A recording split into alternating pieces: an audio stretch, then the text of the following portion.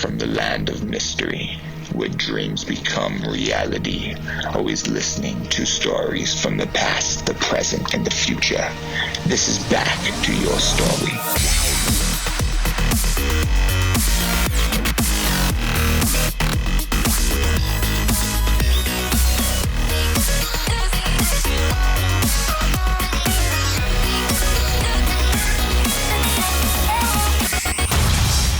What's up, people? Thank you so much for tuning in. I'd like to share with you a little story. It's our first sponsor called Jupiter. They are the first CBD company on the market to focus on alleviating stress, which is really important to me because I talk about this all the time. And CBD is part of my daily regimen every single day. I take this stuff, and it really just helps alleviate. It kind of helps melt away the stress after a long day's work. They're also USD organic. They're single strain origin. They only use the flower, 3-step testing process. They're offering something special to you guys. It's called the Jupiter Journey. It's a 2-week supply. It's only $19. That includes shipping, which is freaking nuts. And then after that, on your second purchase, because I know you guys will buy it again, you get $10 off just by using my coupon code called Storytime. I'll put all the information in the show notes. Go to getjupiter.com. Thanks, guys. So, as I'm done wrapping that shit up, let me talk a little bit about my buddy, my brother, Mr. Zachary Goldberg. Yeah, that's right. You got another Goldberg on the podcast today.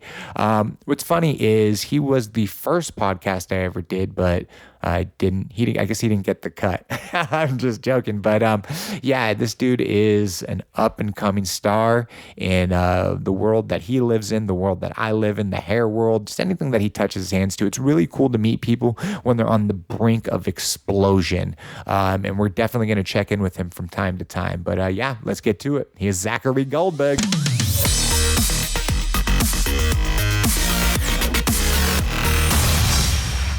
All right. It's your boy, Brock Goldberg. Welcome to Back to Your Story. I'm here today with a very handsome young man by the name of Zachary Goldberg. He's my cousin. Guilty. Guilty of charge. A lot of people say that he looks like my wife's and I little son. He is a beautiful natural redhead, just like my wife, and he's living with us right now. How's everything going? Everything's great. It is actually kind of freaky how much I look like you guys. So, as much as it's brought up, I'm still not over it. It just doesn't make sense. It's true. I mean, if Alyssa and I were walking around with you in the middle, you would definitely look like our little boy. Which we've also gotten approached as that exact trio for. It's like, when did we have kids, though? Because like I'm 33, you're 24, so I guess Alyssa and I were making babies at a very young age. You never know. It's probably why I came out so gorgeous looking. It was like a little tweak in the genes. It's true. So let's get down to it, man. Where are you from? Where'd you grow up? Tell me your story. Yeah. My story starts in the beautiful rich town of Bakersfield, California. Boom. And yeah, if you aren't from Bakersfield, you definitely wouldn't describe it that way. And if you are from Bakersfield, you probably still wouldn't describe it that way. I'm just trying to make it seem nicer than it is. Yeah. But yeah, grew up there, made it out thanks to you out here in Los Angeles now. But shoot, as far as my story goes, I mean, after the last few years, like it's really when it's like picked up and I've just kind of gotten a big hold of like who I am more and like working on like my veganism. That's been something I'm doing lately, and like for sure. Working on my hair and all that kind of stuff, just building a future and family, stuff like that. I really haven't had family that I could walk around and say I looked alike before, so I know that's crazy. always nice, right? For you and I growing up, we had this big age gap, right? And I always remember looking at you as like little Zack. And I never would have imagined all these years later, you living with us, you getting into the hair industry, becoming my best friend in the goddamn world, my brother, the relationship that you and Alyssa have. I have to say, when it first started happening, I was very intimidated.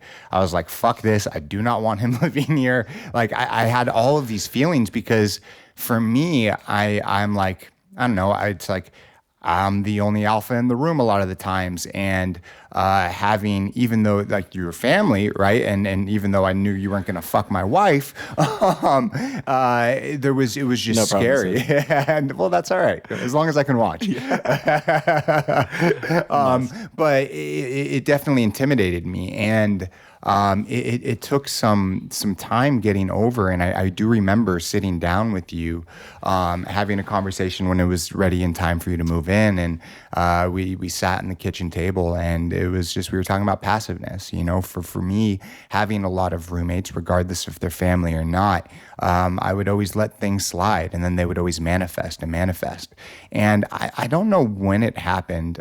We had that conversation, but I don't know when it happened, but something fucking changed where there'll be times where I'm just kind of like sitting back and just staring at you two. Like I was working out the other day in the living room, and I couldn't hear what the hell you guys were talking about, but I could see Alyssa laughing her ass off and you laughing. And so it went from like, Brock, you're a fucking idiot. This is your cousin. Like what the fuck? To now, like, I'm going to cry right now because it's just so amazing. And you know, this is what this is all about. You know, life is a blink of an eye, and we take a lot of things for granted. Hold on, I'm just like holding on this fucking blunt. Hold on. Yeah, you can't take the weed for granted. We're out here in California, that happens often. God damn, fucking weed definitely. I can't smoke too much of it. But I don't blame you. I don't know. I tend to sometimes take things for granted, and as I'm getting older, I'm starting to realize things and push things to the front. That's why I'm bringing this up right now. I don't even know if you know about this. I don't even know if Alyssa shared it with you, right? But I was truly intimidated, and it was just because you're another alpha, man. You're a fucking a loud, an amazing, passionate human being that I see a lot of similarities of myself in, but you have a lot of traits that I also wish I had, and I don't. And that's okay. But now I get to see the relationship foster between you and Alyssa, the relationship foster between you and I know I can be definitely a challenge to live with, but it's awesome. And you know, this is about your story. You know, you started out in Bakersfield, which to people who don't know, it's like bumfuck Egypt of, Literally. you know, of middle or Southern California. Mm-hmm. What was that like growing up for you in a place that, I don't know, maybe I'm speaking for you, but you always felt different. Maybe you weren't that. No, you're not wrong. You're not wrong. That's the case there, though. It's a red dot on a big blue state, and like I kind of am a pretty blue person in that kind of aspect. So going around there, also being and not necessarily myself in those days too, like having so much like of myself with like not capable of being shown because it wasn't the environment for it. So there's a lot of like holding yourself back, and I think that's like the level of alpha I've become as well. I like that you put it that way, because like it's really true. I've kind of been raised around a lot of alphas and like working with them, and I'm the type of leader that can lead with someone. I'm like that type of person. I like to grow with someone. Like I don't believe that anyone's best on their own. So it's like, you know, we are different, but if we're both leaders, then there's obviously qualities in both of us that are worth it. So you got to step back and like look at those things and make it the best environment. Of course. And like your people succeed and you succeed. Like that's a big thing I've been trying to work on in myself in the last like year or so in general. And like I feel like it's kind of late in life, is just like working on really representing your team and like the people that you're with and like your surroundings, and like, you know, like this is my environment now. Like I'm here and I'm in your house, and like I'm developing our concept of family and developing our concept of brotherhood and placing ourselves right, you know, like when we're second cousins but we're brothers. Yeah, like, it's so crazy. It's an interesting situation. It is. And like Alyssa, like that's not just like your girl, that's like that's my sister now. So like she's really developed in a lot of ways too. Like in the ways that you're absent, she gets to be present for me, and like vice versa, because you guys act two different ways and talk about two different things. Yes. And like has made this transition easier, like for sure, with all the things I'm doing. And like, you know, breaking down that wall, like living in Bakersfield was not the deal. And I left. I went to San Diego for a year, and that's actually when we reconnected the first time. But life happens, you fall off again. Of course. And then not you fall off, but like life just falls off. We fell off again. And luckily you decided to go and marry this wonderful woman over here. So that brought us together again. And that's kind of sense like what's crazy. Kept us running. Yeah. But being there and like just not being able to be expressive, and then finding out like that I can now be my version of the alpha I want to be, and like start building my life. And this is like just like, you know, there's just been opportunity after opportunity that's like taught me how to maximize things. And like I've sabotaged myself for like so long because I've played like almost like a pity role because I grew up in somewhere that like, oh, like what was me? Like, oh, it's little Bakersfield. Everyone makes it sound so terrible. But then like once I got away, I didn't like where I was out there either necessarily. And I was like, oh shoot. Absolutely. It might be me. And this is no. But you know, this is the same thing for some people. You know, so many humans are not all the same, right? And there can be very strong similarities between people that don't even know each other. And what I mean by that is being an individual born in a place where everyone is walking, let's say, right, and you're the type of person that walks left. That, although in my mind sounds fucking amazing because a human being like that can foster into something that is truly just outstanding, an outlier of a human being. And some people get stuck, but some people are able to latch on. And what I mean by that is create a surrounding for themselves. They say that you'll be like the 5 closest people in your life.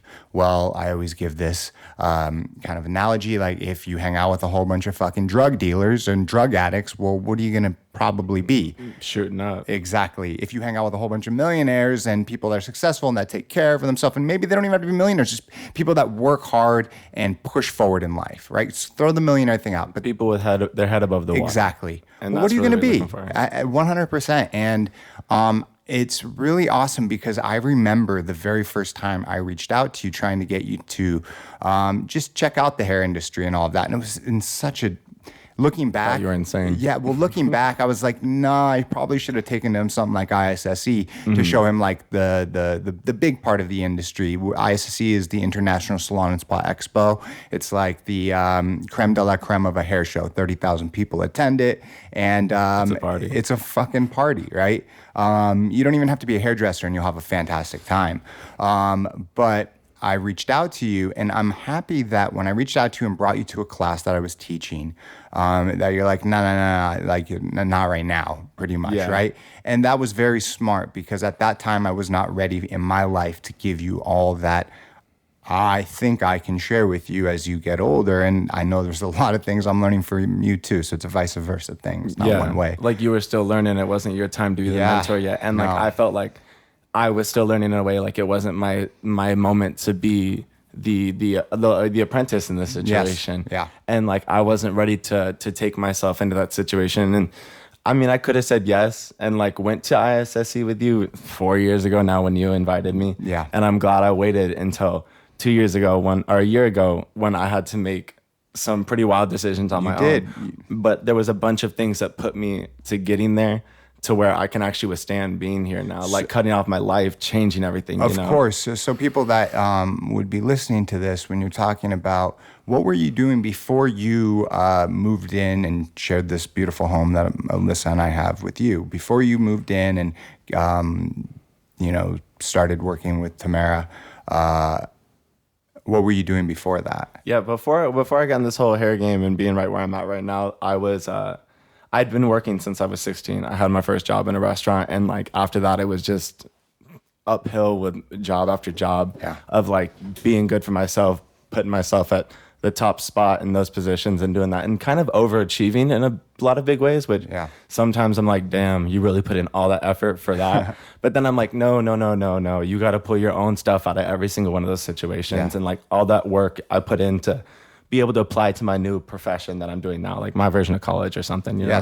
But I then got a job at Starbucks when I was 18, and that's when I like quit all my other jobs and I just worked at Starbucks. And like 5 months later, they were like, "Let's put you as a supervisor." And at 18? It makes you feel like a hot shot. Of course. I'm a supervisor. I got fired from Starbucks when I was 18, so you becoming a supervisor just shows the stark differences between us. For family, but different. Man. But I got bumped up there, and people made me feel really good, and like it was decent pay. You know, my apron was still the same color as everyone else's, but like it didn't make the difference. Like it put me in that spot where also like I got to create the environment of my own. Like, direct people, help people. Like I needed a job, I knew other people were there that needed a job, and like make it easier, not be that like supervisor that everyone hated, like that boss that you hate. Like I also hate when people call me that boss. I was like, whoa, not the case. Well, it's weird. It's very unique for the first time. Someone that is put in that position at such a young age, right? For them to call you other than your first name and look at you as something other than just a regular worker, becoming some type of supervisor.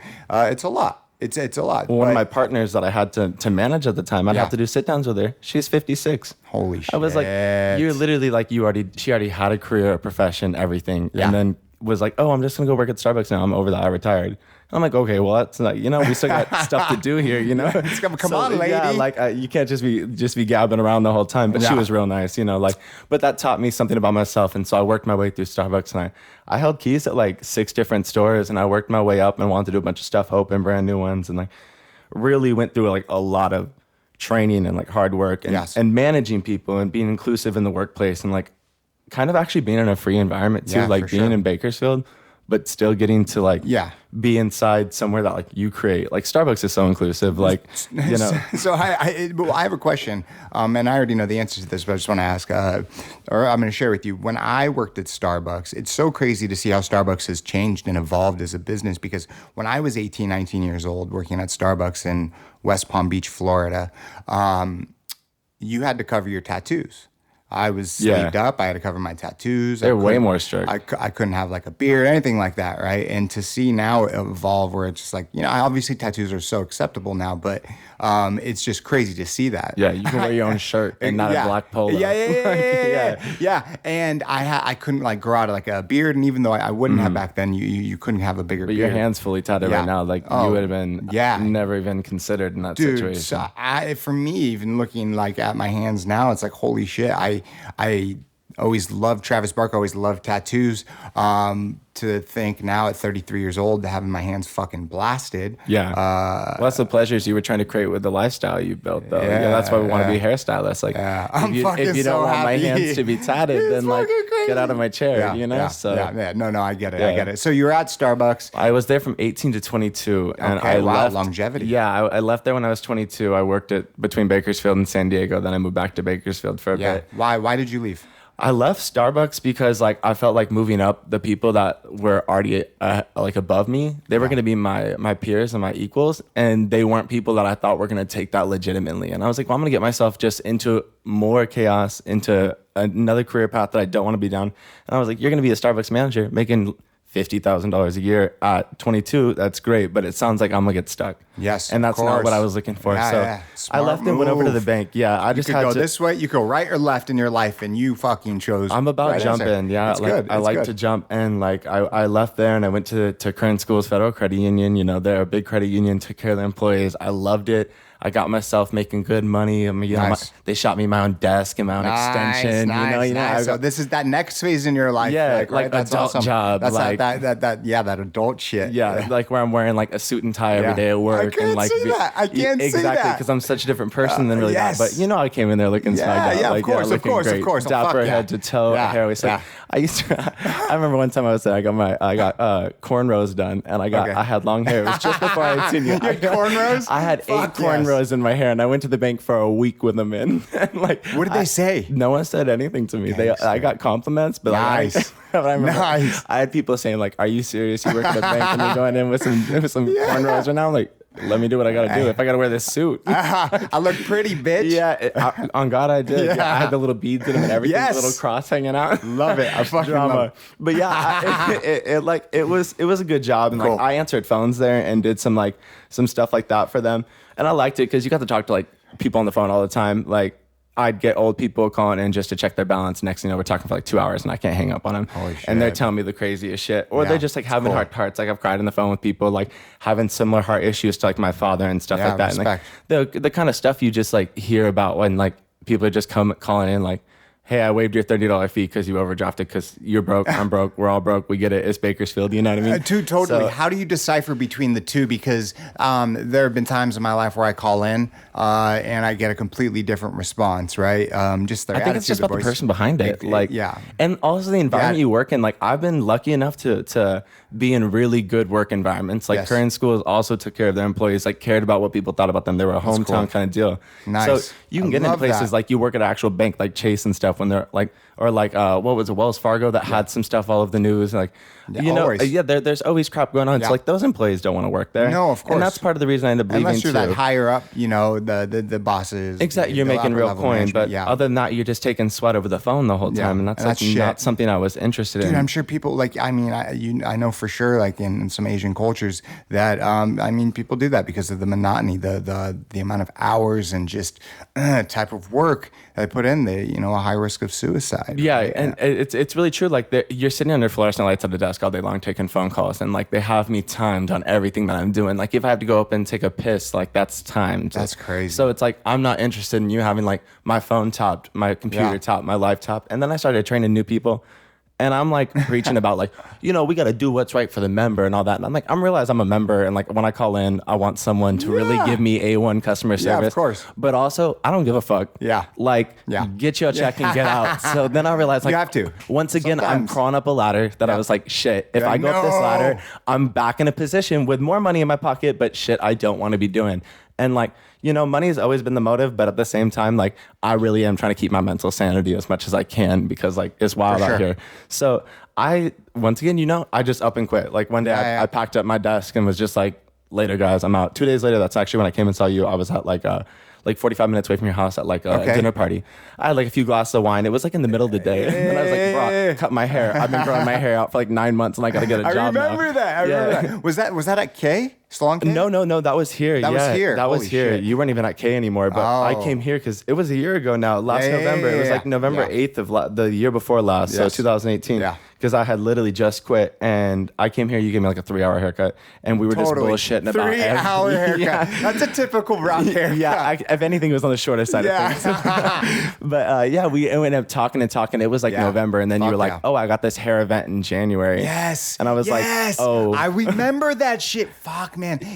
Totally. It was, I don't know. I just wanted to invite you. Yeah. I mean, as you had before, but the timing had me right. Like for some reason, I was like, I need to get my hair cut right now. Yeah. And like, I chose that decision and like, we came in here, then we just started talking because pretty much all we do is talk. Always.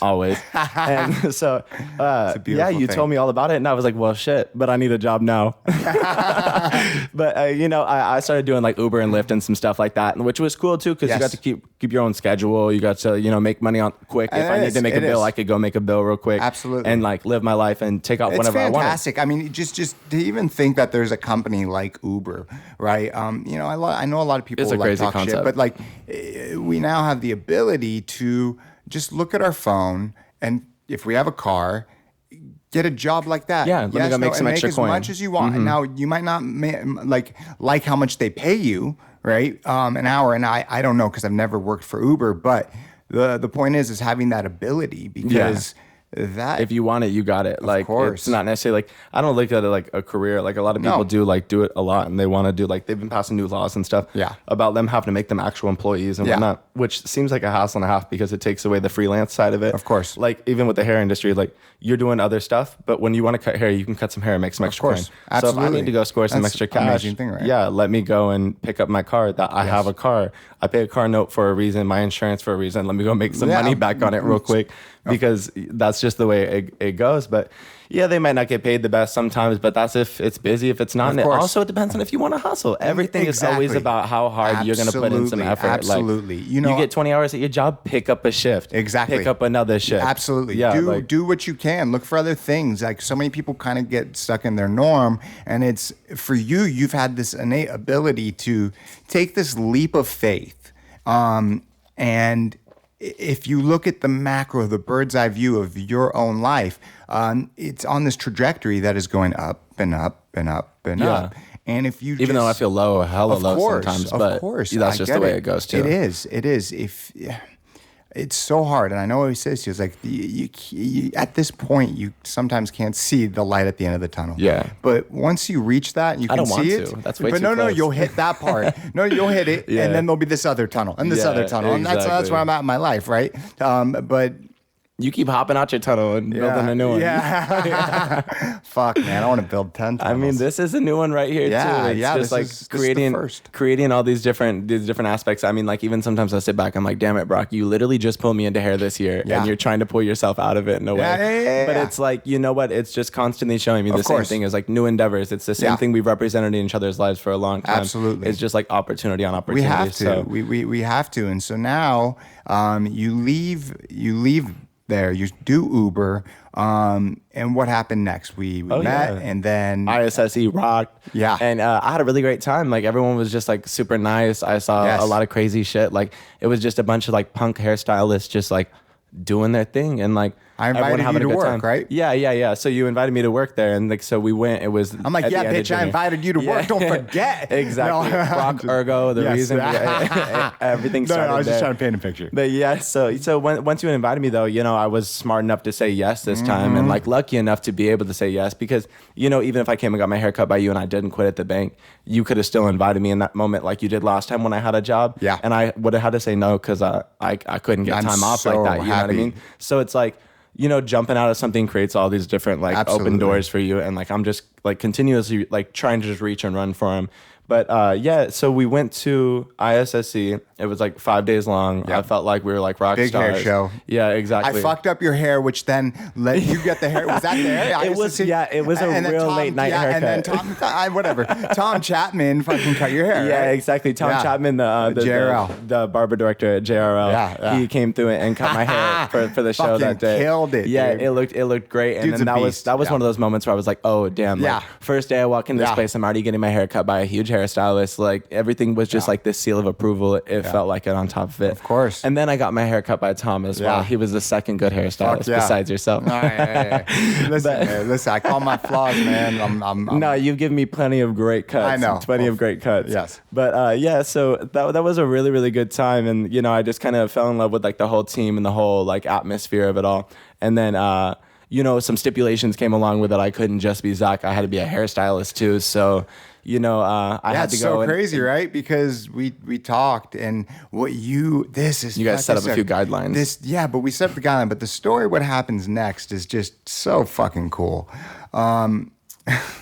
We make these guidelines that, you know, we want you to continue to work with us. We'll bring you out, but you got to be enrolled to cosmetology school. You know, because. For me, I understand the importance, and whatever direction you go afterwards, completing this journey in your life, it's going to be awesome. And I do believe, I actually know, I can't see in the future, but there'll be great things ahead for you in this career. Any way you go in this, right? But making that stipulation was important.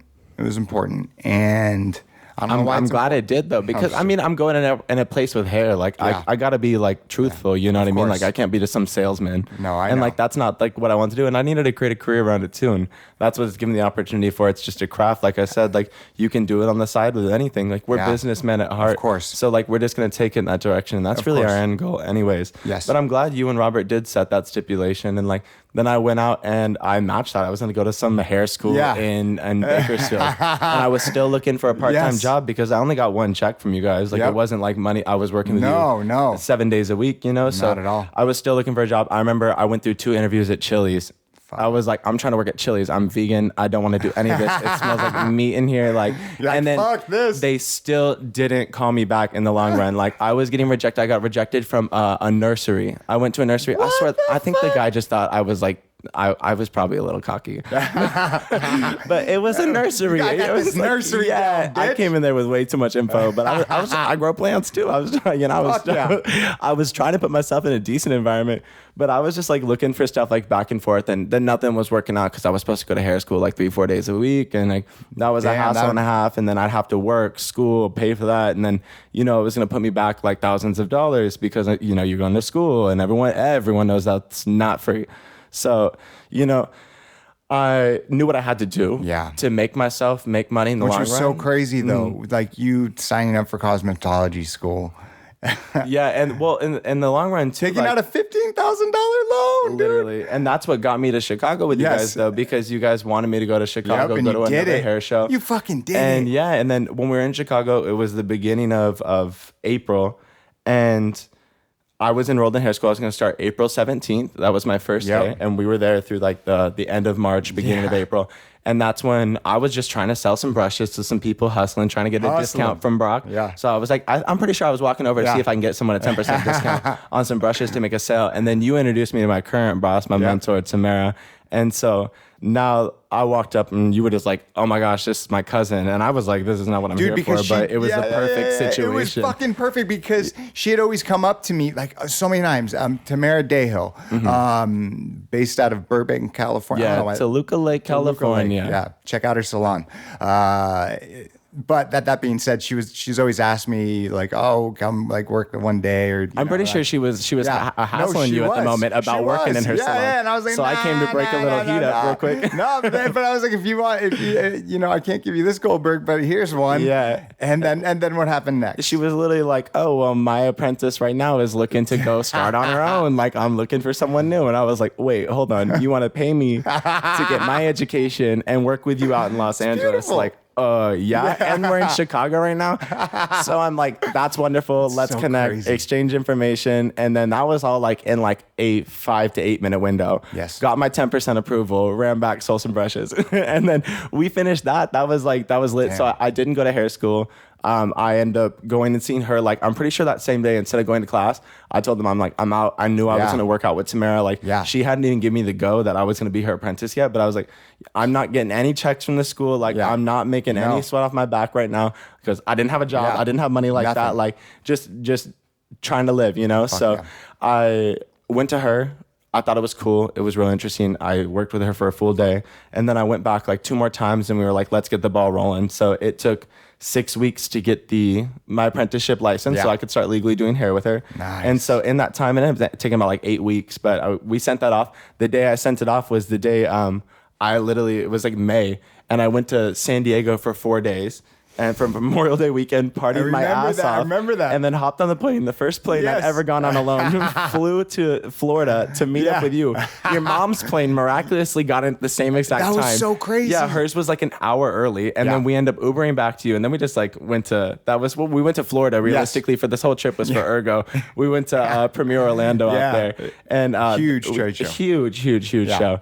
And so when we went out there, we ended up just like partying for 2 weeks and stuff like that. It was so awesome. Came back. I had a job at Vita Vegan at that point. I had just gotten at a vegan restaurant. And I was like, finally, like something that I at least keep some pennies in my pocket right now and some vegan food in my gut. And I was very, very, very happy about it. Happy Zach. Oh yeah, they took me to go do the Lightning in a Bottle festival too. I like 2 weeks after I started working with them, not even that, I'm at a 5-day festival. I camped for 5 days at a festival to sling some vegan food the whole time. That's it was lit. so dope. It was so lit. That's so dope. So I went there it was right after Chicago. So it was Chicago, Lightning in a Bottle, and then it was San Diego, 2 weeks in Florida. Yep. And then we get back from Florida. I was just hustling, keeping everything together before I could go work with Tamara. I went on my 2-week vacation to my road trip. Dude, you were just traveling nonstop for like a month. From San Diego to Kansas City, Missouri, and back for a wedding and just like to see some stuff and whatnot. And that was like a lit trip I did with my best friend Chelsea. And that was just like a crazy cool experience. Like in this 1 year, like between the age of like 23 and 24, I know. I saw like 10 states and went on like 6 airplanes, and I had never been on a plane in my life. That's so crazy. Yeah, and never. Just in the span of time, it's like, it's so... Things just picked up. And I mean, I owe it to you. I mean, like, I work my ass off for everything it is, but I mean, like, you really helped me and put me in like these situations, and like, we're just gonna keep building each other up. Of course, like, and that's what like, it is. And that goes back to the whole leadership thing in the beginning of all this. Like, you are off leading in directions that you're leading in. I need to be off leading the directions I need to lead in, and we need to just build shit together and make that coin, make that happiness. Yes. Like, get past all the issues and whatnot. And like, life is good. And like, ever since then, it's been pretty much smooth sailing. I started with Tamara in July. You guys were letting me come back and forth. I lived here 4 days a week, in Bakersfield 3 days a week. That was cool. Working 7 days a week between the salon, the restaurant, and then my class I had to take. Just fucking killing it, boy. Coming back and forth, back and forth, and back and forth. And now I just recently moved here with you guys. It's been smooth sailing ever since. Like, it still feels like a party though. I mean, does. Once you're over here in the valley, I guess, like LA County, anywhere you're in it, there's something to be done. Shit. But no, it's cool. You've brought life into the house. good life. Yeah, it's been nice. You brought life into me. Shit. Thank you. Anything's fresher than Bakersfield, so it's a fresh breath for me. It's so true, man. So this evolution of Zack, young Zack, man. So yeah, what do you think? When you make me spit it out, it's like, oh shit, what have I been up to? Like, exactly. It's been flooring it. I'm trying to go back to like my mental like photo books right now and like just like relog all these things, and like it like brings back a flood of just like all these different like emotions and like just seeing so many different things that I've seen in this year and being in so many different environments and meeting so many different people. It's like I like want to soak it all in, but it's one thing after the next. So I think that's just like the hard part about living a busy lifestyle, and you know that as well. Yeah. It's just like we make enough time to do this thing, and then we make enough time to do that thing, and then that thing, and then that thing, and everything just kind of starts to blur together. Yes, even though in those moments we were there and like we made that appropriate time, and Yes. like I wasn't not present for what I needed to be present for. Yeah. But then like 4 months down the line, I'm like, oh my God, I got blurred vision the whole Yes. time. Like, put the blunt down, Zach. Yeah, but it's just like that's the good part about it, though. I think like downtime causes like what do they say about children? Like children that have free time cause trouble or some shit like that. I'm just a child idea. when I cause. But you are a child. When I have free time. Young Zack. Yeah. Young Zack fucking doing it though. But see, this is your story, man. This is your story, and obviously there's more, in depth. Parts of your life. I know, but shit. We haven't even talked about my veganism. No, and that's when this is going, brother. Yeah, right. I'm trying to lead the story if you can't tell. Yeah. Oh, just joking. I'm sorry. I'm sorry, Charlie. Get the fuck out of here. So veganism, man. What's that all speaking about? of it, what made you bring that up? What? How'd you know I was vegan? I had no idea. You know, that's what they usually say about the vegan is like, oh, how'd you know that person was vegan? Oh, they told me. That's usually the joke, because I swear it's usually one of the things I lead with, to be honest with you. No, it's of just course. like, it's a big part of me. And then like, everyone You're proud says of like, it. yeah. You're proud of it. Even Alyssa today, she was like telling me, I don't like to put like a label on it per se, because, if I mess up or like whatever it is.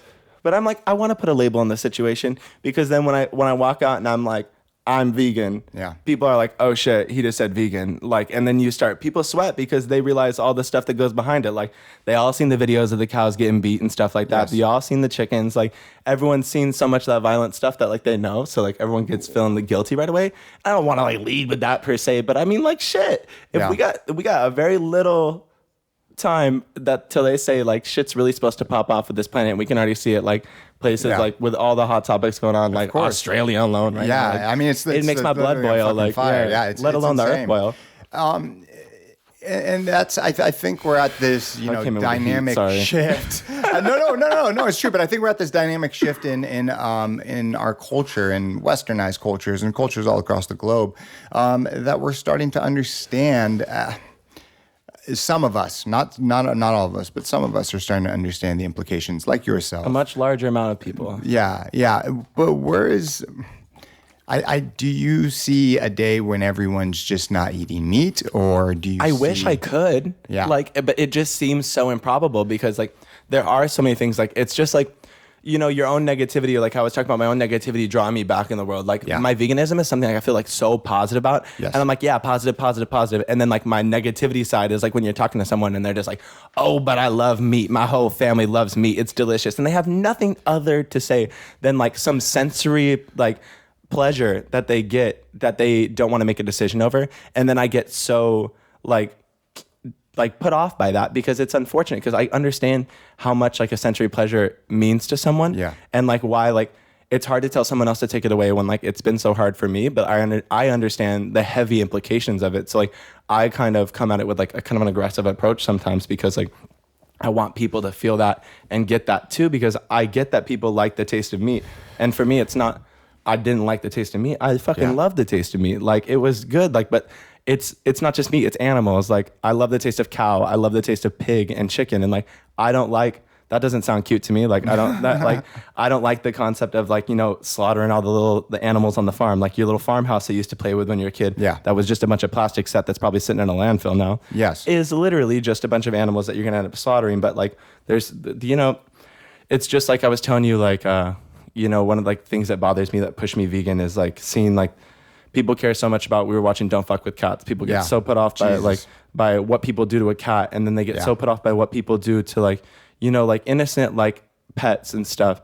And like the kangaroo I showed you today from Australia that was burnt, like people. But I do think that there's a difference between the don't fuck with cats and the American and just, culture that we have of mass produced, mass farming. Yeah, like people are blind to like what's going on there almost. Like they'll see it and they're like, oh, that sucks, but I still like my meat. It's still what we do. Like, what do you expect me to live off of? And I'm like, do I look frail to people? Do I look like I'm falling apart sometimes? But here's the thing, right? It's kind of like a two-part question and what I'm going to say. Number one is, do you think that the vegan diet is good for every single diet? And what are your thoughts on like free range? Truly free range, wild caught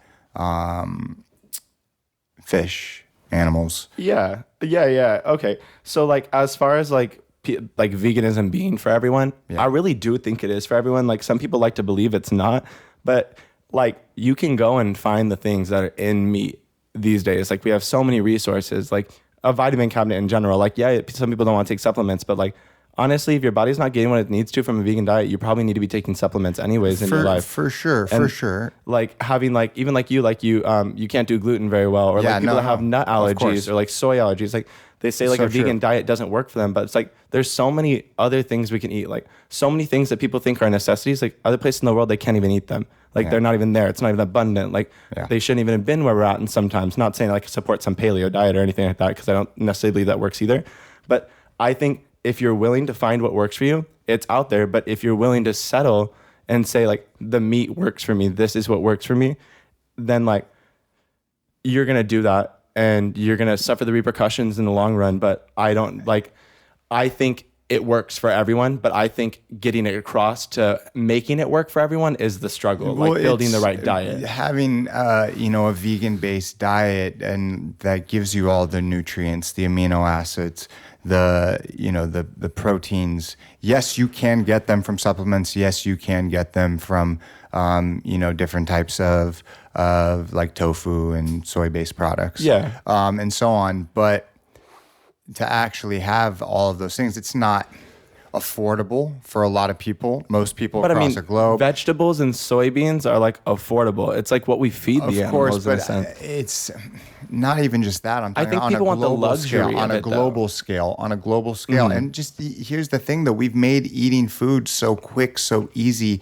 to have to go out and do it the correct way. Supplements cost a lot of money, and that's usually what people have to resort to because they're not getting. And I'm not saying like the vegan diet. I think is good, and I'm all for it, 100%. I just don't think that it is doable on a large scale globally. I guess it doesn't necessarily need to be done globally because like essentially we've always eaten animals and like that's always been a thing, and like some people need to eat some animals because I guess if you're talking about like bodily, I think everyone can survive off a vegan diet, like financially or like environmentally, like where they're at geographically, like they might not be able to live a vegan lifestyle. Yes. But those people usually aren't the ones with the really high impacts on the earth. They're the ones feeling the really high impacts of the people that are eating the mass amount of meats. It's because just if you're living off time struggle with what we've been doing to the world. And well, I always tell people it's a generation before you and I. Yeah, that is true. That have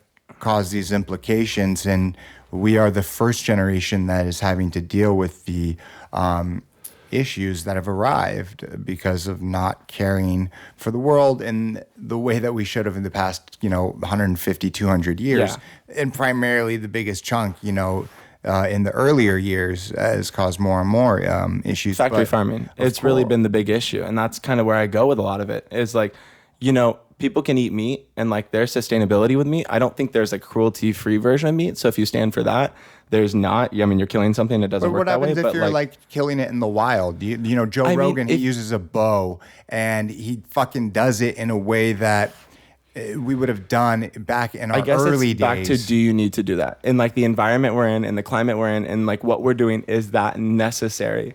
To make it where it needs to go. But these types of animals, though, this is what has been done in the wild forever. And this isn't done on a wide scale, on a large scale. It's a way that we have our meat, what they did, 100, Yeah, 200 years I would ago. appreciate everything more if there wasn't factory farming. That's a fact. Like that that's is a fact. We don't even have I to, probably that would is a still be fact. vegan, and I probably would have never seen the light of like the animal side of it. And I hate saying that too because I'm glad I've seen the light now. Yeah. But like, if factory farming didn't make things so violent and like so aggressive and make it seem like such industrialized, like systematic abuse on animals and like the way it goes down. And then I also don't like I feel like the people that don't get talked about are the ones that do the slaughtering. Like, I don't necessarily want meat if it means some other man has to go there and like pin up cows all day long and slaughter them. Dude, it's fucking terrible. That's got to It's fucking mentally terrible. destroy someone. So like, And you can't videotape them. There's like laws set against that. so like they just get free range abuse, to be honest with you. fucking Yeah. terrible. And like It's that goes back disgusting. to free range too. That plays into if animals were still more free range. Yeah, And, if animals were that was free it. range, I honestly that there wouldn't be this type of issue, right? Yeah. So it'd be a different world. Oh, totally. it'd I be mean, a we different- we wouldn't yeah. be in the Yeah. big climate crisis we're in nearly quite as quickly or in as deep as we are right now if it wasn't for factory farming and having the dairy industry and like cattle farming. Like it's like, Well, and look at like what they're doing, in the Amazon rainforest, And knocking it's it fucking 2/3 higher down there. for factory-based farming. exactly. And, Fires are monocrops. 2/3 higher in those areas where cattle farms are being raised. Yeah. And like, that's wild. Like there's already plenty of fires going on when people are intentionally setting fires because they want to put more cattle in. It's like Brazil has gone through Fucking far too weird, much man. this year. It's like weird. It's so crazy to think like how you can conceptually agree on the fact that we should be doing it this way, fucking burning down large portions of the rainforest to fucking do this, factory farming, monocropping that's just destroying the world, Yeah. and I don't know any other way out of it at this point because of the population growth. Yeah. I mean, 80 or 80, It's crazy how many people are here. the billions and billions. I was going to say 80 billion. It feels like it when you're in LA traffic. Fucking hell, man. Seriously. But it's been growing at an exponential rate. And man, I am not bright enough to have an answer on how we are going to stop. But that's going to this stop behemoth. though. The growth of the people, I truly feel like that is going to slow down because in the next coming years, not like 5 years per se, but the next 20 years, like we're going to see less available fresh water, less available foods, like bigger climate issues, more droughts in certain areas. And like it's going to cause a problem where people aren't going to have the luxuries of having kids and having all these things. And then all these places that are getting wiped out by climate change, by like fires and by floods and hurricanes. And, just like the amount of like, I know media covers it much more. And I know I research these things much more because it's something I care about. But it just seems so much more present with everything. And even to hear someone be able to deny that, like freaks me out because like it literally is. Like there's too much evidence against it to cause it to be a lie. Well, I think that there could be an answer to help some of this if it works out correctly. Is the genetically modified lab version of meats that we're growing. If they are sound and safe and our bodies can handle it, and we could do that at a large scale, well, that solves a fucking huge problem. But like, what kind of problem is that solving in my eyes? Well, Because- I mean, you're solving the slaughtering of animals and the continuation of knocking down parts of the world that are part of Mother Earth. But like at a large economically, scale. we can go to. Well, no animals would die. Well, economically, we can go to plants and take over these lands and turn them into places we can grow food and sustainable food for ourselves, rather than necessarily needing to grow meat for people. But all the vegetables and all that shit would still grow naturally. I kind of say not naturally. financially, what people Well, no, need to but be yeah, looking more meat into wouldn't be just is the answer. fixing things, like cleaning up things and fixing the ocean. And rather than like finding a new way to feed people, like we already have a very solid natural way to feed people with a vegan diet. What we need to do is repair what we've done and go back in and do things like put our time into the science of fixing the coral reefs and making sure we're getting For that, sure. getting the tar spill in Brazil, like getting that cleaned what up. about the like Pacific, Great Pacific Garbage Patch? You Yeah, know, that the kid's trash cleaning it island. up. Yeah, like, it's larger than like the size of Texas. I could I'm be pretty wrong sure- Right now. no, I'm pretty sure it is. I could be wrong. And this young freaking kid at 16 years old created this invention that had the ability to start picking up and cleaning up the trash, and not only just the trash in our oceans, but also in like the rivers and things leading to the ocean, where it all starts, because some parts of the globe, they're still throwing massive amounts of trash into the freaking rivers and shit. Yeah. And if we can stop it before it goes into the ocean, that would be huge. Yeah, like cleaning up the Right? rivers. Yeah, so taking you care of then it have better. exactly Finding the source, basically. That's always been a big solution there. Yeah, Find absolutely. the source. Okay, so let's see how big. Oh, there's too many sources. No, absolutely. So It's crazy. How big is the Great Pacific Garbage Patch? I would say big as shit. Yeah, bigger than the size of Texas. So watch this. So it's definitely, we were right about that, right? Great Pacific Garbage Patch. That's just wild. Cleanup. Fuck, man. This is brilliant. But like finding solutions like this, like Yes. finding ways to fix things, like I don't know, like Boom, found it. Don't What's mean to his cut name? you off. No, It's you're the good. ocean cleanup successfully catches plastic in the Great Pacific Garbage Patch. Today we announced the system 001B is successfully capturing and collecting plastic debris. After 1 year of testing, we have succeeded in developing a self-contained system in the Great Pacific Garbage Patch that is using the natural forces of the ocean to passively catch and concentrate plastic, thereby confirming the most important principle behind the cleanup concept that was first presented by Boyan Siat. I think he was on Joe Rogan's podcast, and he did this at the TED conference in October 2012. That being said, it's the ocean cleanup, and it's freaking insane. Yeah, you guys should check it out, Ocean Cleanup. yeah, I wonder if that has any like side effects to like the animals as well, like the environment. No, around it doesn't. too. It doesn't. Joe, That's good. yeah, he asked him like to catch fish, and absolutely not. And he's like, he has this goal to clean up, I believe half or all of the Great Pacific Garbage Patch within Nice. 5 years, right? Yeah. And most importantly, create the cleanup systems in the rivers. The good. And I mean, so that's that the way it being needs said, to go. Like, absolutely. So I think that we're on this brink right now, man. Yeah. Where the world can go one way or the world can go the other way. Yeah. You know, and I'm an optimistic. So I like to believe that this all is going to go in the right direction. There's going to be ups and downs like everyone's life, right? Think of it as a lifespan. well, we're in a down right now, really. Yeah, but you know, it can go, and we don't know, right? But these things like the ocean cleanup and even genetically modified meats and the ability to connect with one another at such a large scale, and the amount of information that is at our fingertips is fucking awesome. But in some cases, it causes some issues, let's say. Yeah, for for sure. sure. So Don't even get me started on our youth.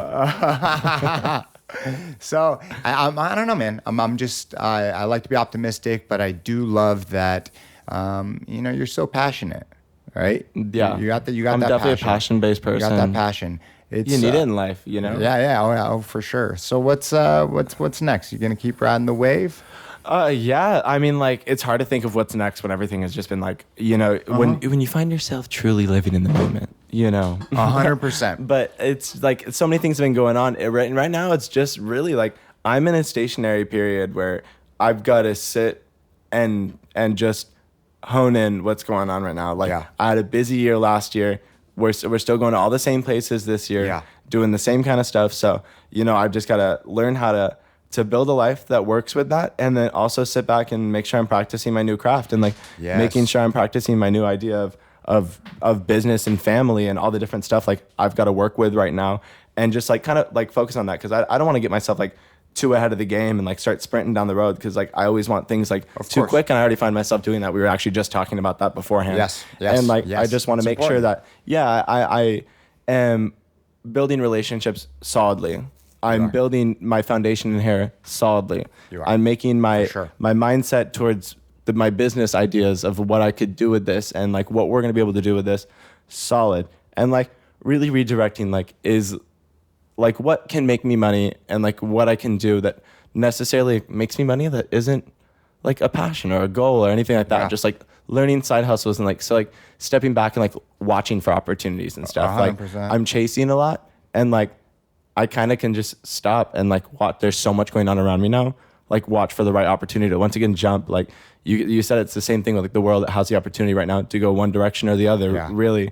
And the same thing was said about the decisions I made earlier. Yeah. Kind of seems to be the theme is like we have the option to jump or not to jump. And like I've jumped and like I hit my right direction, and now I'm just like, you got to hit the cruise so we can grind and build and solidify, and then wait for that opportunity to jump when it's approached and keep on going. Yeah. And like, just like you, like, I don't know, like you started hair like 10 years ago now. Yeah. And it's the things you're doing right now that hair has gotten you to almost don't even really revolve around hair necessarily anymore. Not like, always. No. So No, it's crazy. It's really crazy, man. And that's why I always tell you, like, no expectations. yeah, for sure. But you know, just stay passionate, stay motivated, stay driven, be open-minded. You know, I believe that so many people can get their fucking blinders thrown on pretty easily in life. And I'm not even gonna say just because we're in LA, because I don't believe in that shit. But be open-minded about everything and just keep on doing what you're doing, because it's the hard work that has really gotten you here, and it's the ability to take risk, man. You're good at taking risks. You've fucking have rolled up each time. So if you My poker skills, looking doubling down. double down, bitch. No, if you But high risk, high reward, man. you do. That's of a course. good example of that. Like, yeah. And no one to pull back and no one to fucking do it. But Yeah. you have that, like, more courage than I do in that sense. Yeah. But if you, Thank you. I didn't say if yeah, you- but like, I was no, like, yeah. thank you. Yeah. No, if you were looking back at a younger you, a few years ago, what if you could say anything to that younger self, knowing what you know now? What would it be? Knock your shit off. Knock your fucking shit off, man. Like, I am always just like looking for like some like cop out, Yeah. or like I'm looking for some opportunity to say like, it wasn't me. Like, life did this. Like, but like, fuck it, man. Like, it's you. Yes. Like, man up, get the situation, and like, Yes. find your way. Like, do what you need to. Like, quit throwing these pity parties like I was talking about, and just like get shit done, man. Yeah. And like, now that I feel like I've been like really trying to like get shit done and like take a hold of it, and like, you know, and that goes along with like, even like, you don't have to be humble, but you got to be humble. And there's a time and a place, but like, hell fucking yeah. Like, I have really busted my ass over the last 5 years of my life. I have really worked to be where I'm at right now. And it's not like I'm sitting in some Bentley living on top of the world, but like, I'm sitting in the lane to get to my Bentley kind of feel. And like, that's just right, like, brother. That's the way it's gotta go. Like, Bentley. yeah, I gotta be happy about it. I gotta be proud of it. Like, I have to respect myself, and like, I have to be able to say like, hell yeah, you did it. Like, there's like a ton of hands that have reached out and helped me, but like, I had to physically lift up and grab them. You like, did the work. I had to reach out and grab that hand too. Like, you can only be pulled up if you're trying to. So that's the way I've looked at it. And like, I believe in myself. I'm super happy, but I also know like what's gotten me here, who has gotten me here, and like how I'm gonna continue to get there. And like the luck of it, like shit, like just even going back to the 5 minutes of meeting Tamara. Yeah, that was that reconstructed my whole capabilities. The this whole next year. fucking capabilities, Like, because you were just about to drop $15K to go to a Exactly. cosmetology school in Bakersfield, California. exactly. In Bakersfield, California. Bakersfield, bitch. Yeah. No. But like straight up, bro. Yeah, I could easily be on meth right now. Let's be honest with you. Yeah. Yes. Show me your ass, boy. Yeah, like, I'm good. It's No. just the weed.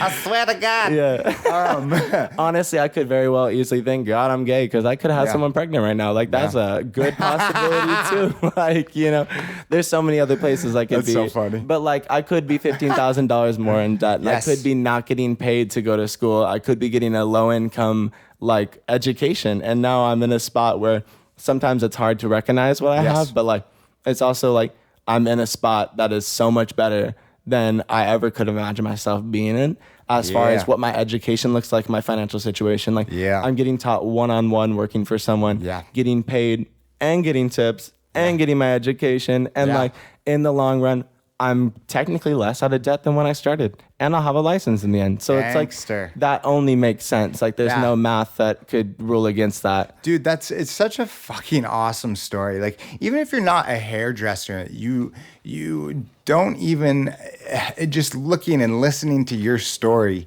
it blows my fucking mind, you know? And it's so cool to watch you grow into the man that you are. And it's fun, dude. This has been my very first podcast, and it's been awesome. Yeah, it's been rather enjoyable on my end. Yeah. Any last words, my brother?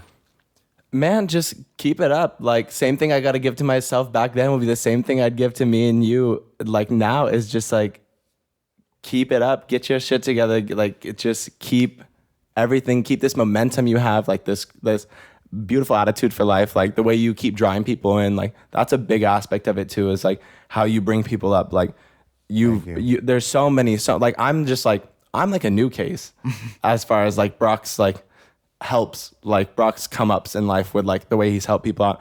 And like, I'm lucky for my opportunity. I want to thank you for that. Thank you, I want to also thank the once again, the spontaneity of the world. How this is like, I wasn't even like last night I wasn't even supposed to be on a podcast. No. And then today, like, everything mixed around, and now I'm like your first podcast. Dude, and, it worked great. Yeah. Needless to say, like, oh my God, like I'm so fucking high right now. Yeah. Both on the podcast, and the weed. I'm like in the back of my head, I'm like, damn, this actually went really fucking good. I'm happy. I'm happy to hear that, and it feels really good. This feels natural. You sound really great on here, and like it's just like you've worked yourself up in your environments as well, and you have the right to say like, I fucking deserve this. Like, this is another one of my moments. Like, I've continued to shine. I'm gonna continue to shine. You are, brother. And like, no, you, man, this is you. I am, but yes, like, you're gonna continue to shine the way you do, and you're gonna continue to do great. Like, you're doing things that like you don't need anyone's approval for this. Like, you never did. Like, you literally said, I'm making a fucking podcast. You have people around you that rally around you that are like, make a fucking podcast, and you're like, okay, well, I'm doing it with or without you, and then we're like, but we're with you, and you're like, okay, but I'm doing it. And I'm like, fucking do it. Yes, I know. And so it's just like, it's great. Like, together. you do what you want to do, like always. Like, it's always like a Brock show. Not like, it works, like, not in like any type of arrogant way. Like, Brock lives his life according to how Brock wants to live his life, and that's exactly the way that people fucking should live it. And like, you have taught me how to like deal with a lot of my own things. Like, it's nice to be living with another Goldberg that is a different angle of Goldberg than I'm typically used to. Next generation Goldberg, bro. That's what I told my therapist, like, straight up. He goes like, what does it mean to be a Goldberg? And I was like, just after I was like dropping Bold some question. shit. Yeah. No. Fuck, I love this guy. He's amazing. But that being said, he asked what it means to be a Goldberg. And we had talked about this before, but like, I so disassociate myself kind of from like that past Goldberg, and I align myself with this next generation of Goldbergs. And we have to continue to push forward. And fucking everyone, man. Life is too short. It's a blink of a fucking eye. Yeah. So I know people all across the globe, they go through atrocities, man, and I'm very sorry, but you have to be able to try your hardest to live your life under your own rules while respecting the people around you. Yeah. Because, I do not want to leave this earth without saying, fuck, man. Like, I came here, I did what I wanted, I made amazing fucking memories of people that I truly fucking love, family, the whole nine, and you did your way, man. Do it your fucking way. Absolutely. Stand up, dude. Ladies and gentlemen, thank you so much for listening to Back to Your Story. Have a good one. Peace, motherfucker.